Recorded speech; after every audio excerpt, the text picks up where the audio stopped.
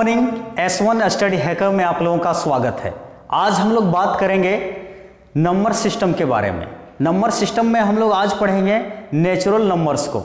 Natural numbers क्या होते हैं, तो सीधे तौर पर जिस प्रकार से शब्दों को लिखने के लिए हम वर्णों का इस्तेमाल करते हैं, उसी प्रकार से गणितीय भाषा को लिखने के लिए हम गणितीय सांकेतिक चिन्हों का प्रयोग करते हैं, जो कि विभिन्न प्रकार के होते हैं। जैसा कि आप यहाँ पर बोर्ड में देख पा रहे हैं, ऊपर जो लिखा हुआ है इसके सिंबल्स अलग हैं, नीचे है वो भी अलग टाइप से लिखे हुए हैं, फिर उसके बाद है ये भी अलग टाइप से लिखे हुए हैं। तो इन संख्या पद्धति को किन किन संख्या पद्धति के नाम से हम लोग जानते हैं, तो जो सबसे ऊपर है हम इसे हिंदू संख्या पद्धति कहते हैं। उसके बाद ये जो आप बीच में देख पा रहे हैं इसे हम हिंदू अरेबिक संख्या पद्धति कहते हैं, और सबसे नीचे ये रोमन संख्या पद्धति कहलाती है। प्राकृत संख्याएं उन संख्याओं को कही जाती है जो हम एक से अनंत तक गिनती में लेते हैं, उसे हम प्राकृत संख्याएं कहते हैं। और इसमें एक और चीज़ आता है जिसे हम पूर्ण संख्याएं कहते हैं। पूर्ण संख्याएं वे संख्याएं होती है जो 0 से शुरू होकर के अनंत तक जाती है। इसकी भी कोई बड़ी संख्या नहीं होती है।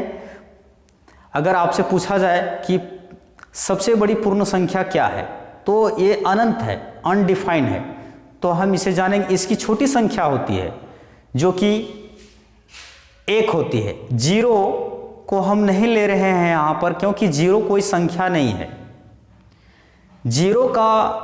0 यह स्वतंत्र है, इसका कोई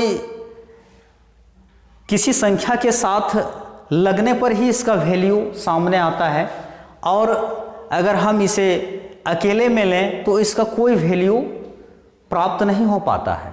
0 एक होल नंबर है लेकिन नेचुरल नंबर नहीं है। अब इसमें डिफरेंट थोड़ा हम लोग समझ लेते हैं कि प्राकृत संख्या और पूर्ण संख्या में क्या अंतर है। तो सभी प्राकृत संख्याएं पूर्ण संख्याएं हो सकती है, जबकि सभी पूर्ण संख्याएं प्राकृत संख्या नहीं हो सकती। क्यों नहीं हो सकती?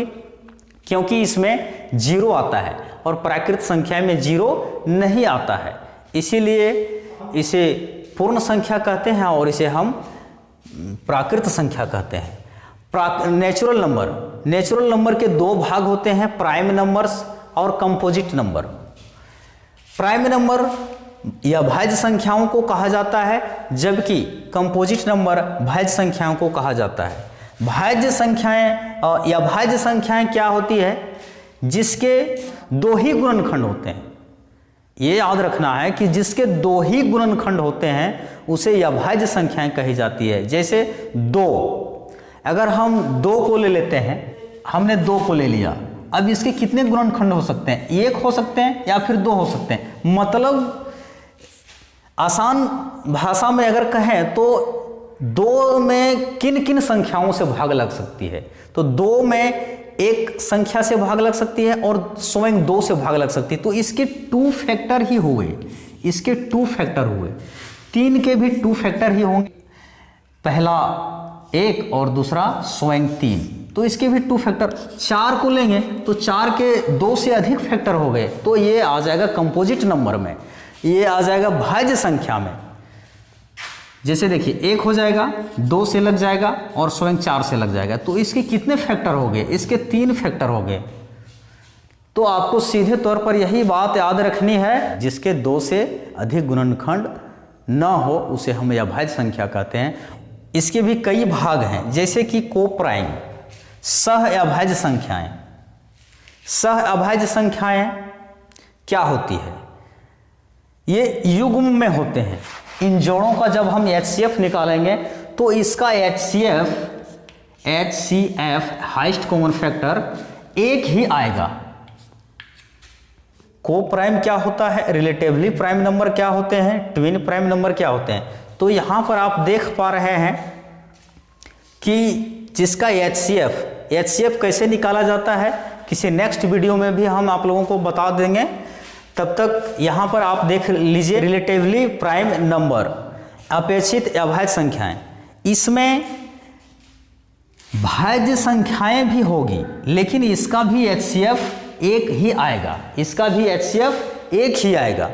जबकि यहाँ पर आप भाज्य संख्याओं को नहीं देख पा रहे होंगे, और यहाँ पर आप भाज्य संख्याओं को 4 एक भाज्य संख्या है, 9 एक 9 जो है एक भाज्य संख्या है, 6 भाज्य संख्या है, जबकि 7 अभाज्य संख्या है।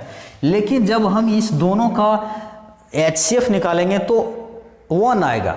7 अभाज्य संख्या है जबकि 9 भाज्य संख्या है, लेकिन जब हम इसका HCF निकालेंगे तो 1 आएगा। इसीलिए यह एक रिलेटिवली दोनों से रिलेट कर रहा है, भाज्य और अभाज्य दोनों से मिल करके बना हुआ है, इसीलिए इसका नाम भी रख दिया गया है रिलेटिवली प्राइम नंबर, या अपेक्षित या सापेक्षित भाज्य संख्याएं। तो समझ पा रहे हैं आप लोग, को प्राइम को समझ गए आप लोग, रिलेटिवली को समझ गए आप लोग। यहां पर एक बात और समझनी है, ट्विन प्राइम नंबर्स को, जुड़वा अभाज्य संख्याएं।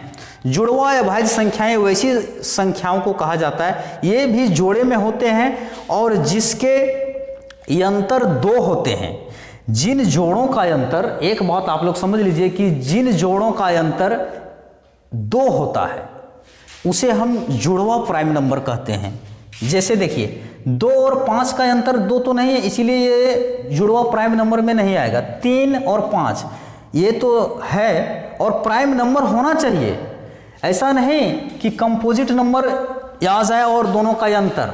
मान लीजिए जैसे देखिए 7 और 9 इसका भी अंतर कितना है, 2 है, तो क्या ये ट्विन प्राइम में आएगा? नहीं आएगा, ये रिलेटिवली में आएगा। यहां पर अभाज्य संख्या को ही ढूंढना है आपको और उसका अंतर 2 ढूंढना है। समझ पा रहे हो बात को? तो देखिए एक हमारा ये हो जाएगा, ये नहीं होगा, ये 11 और 9 ये भी नहीं होगा, 9 2 11 ये तो होता है, लेकिन ये तो देखिए 9 जो आ गया सो भाज्य संख्या है ना। 13 11 का डिफरेंट कितना है? 2 है, तो ये हो सकता है, हो सकता है। और 13 15 भी, इसका भी डिफरेंट 2 है, लेकिन 13 तो अभाज्य संख्या है लेकिन 15 अभाज्य संख्या नहीं है, ये तो भाज्य संख्या है, इसीलिए ये भी नहीं होगा। तो यहाँ से यहाँ तक हमने 2 ट्विन प्राइम नंबर्स को देखा।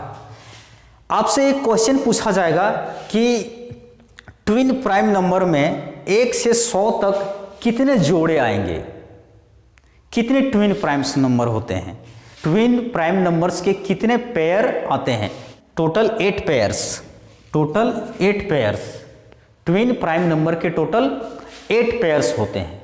तो आई होप आप लोग इस बात को समझ गए होंगे। यहाँ पर हमने लिख भी दिया है, देखिए 3 और 5 ट्विन प्राइम नंबर है, 5 7 11 13 17 19 29 31 41 43 59 61 71 73, ये टोटल 8 पेयर है। देख लीजिए 1 2 3 4 5 6 7 और 1 8। तो मैं आशा करता हूं कि आप लोग जितनी भी चीज़ें यहाँ पर बताई गई आप उसे भलीभांति समझे होंगे। मिलेंगे फिर नेक्स्ट वीडियो में, तब तक के लिए जय हिंद।